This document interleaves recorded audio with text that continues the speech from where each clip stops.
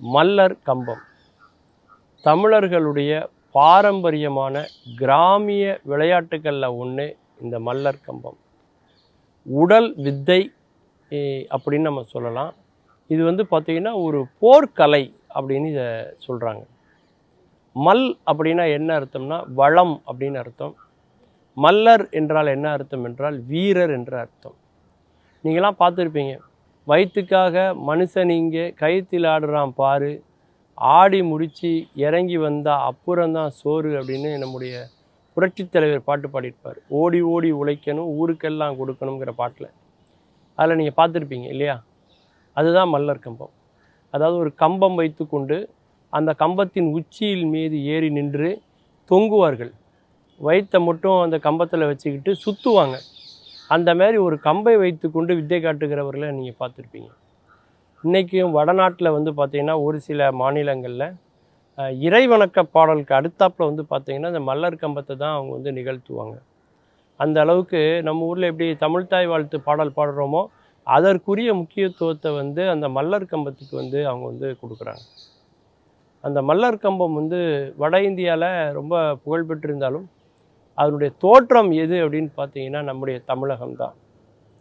அந்த மல்லர் கம்பத்தில் வந்து பார்த்திங்கன்னா ஒருத்தர் மேலே ஒருத்தர் ஏறி நின்று அதில் பல்வேறு விதமான வித்தைகளை எல்லாம் வந்து அவங்க வந்து காட்டுவாங்க. அந்த மல்லர் கம்பத்தில் உள்ள ஒரு சூட்சமம் என்ன அப்படின்னா, நம்ம ஊரில் மாவு அரைப்பாங்க, பார்த்துருப்பீங்க.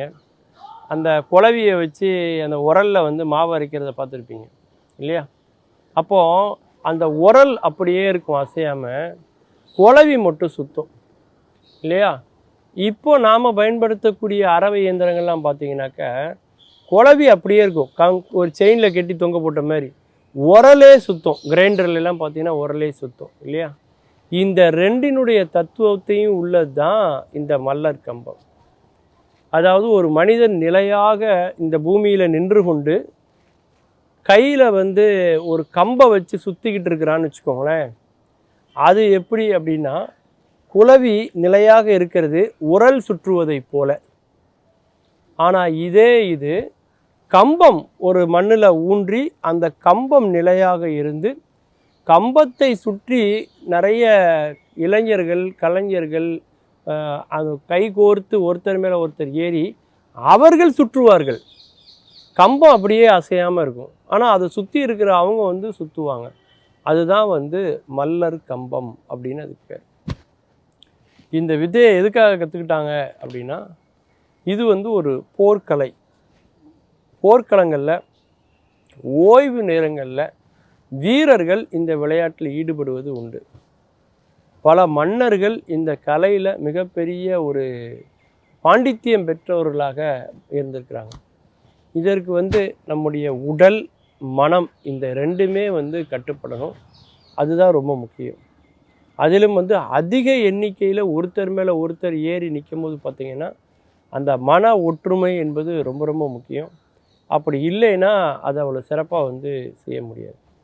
எதற்காக இவ்வளோ உயரத்தில் ஒரு கம்பத்து மேலே ஏறி நின்று இதை ஏற்பாடு பண்ணியிருக்காங்கன்னா, அந்த காலத்தில் வந்து போர்க்களத்தில் வந்து பார்த்திங்கனாக்கா ஒரு உயரமாக இருக்கக்கூடிய யானையின் மீது நம்ம வந்து தாக்குதல் நடத்தணும், இல்லை குதிரையின் மீது தாக்குதல் நடத்தணும் அப்படின்னா, அப்போ வீரர்கள் வந்து தங்களுடைய கைகள் கால்கள் உடலையே வந்து ஒரு கம்பமாக மாற்றி அதன் மீது ஏறி நின்று போர் செய்வதற்கு கூட அவர்கள் தங்களை தயார்படுத்தி கொள்வதற்காக இந்த வித்தை வந்து பயன்பட்டிருக்கு.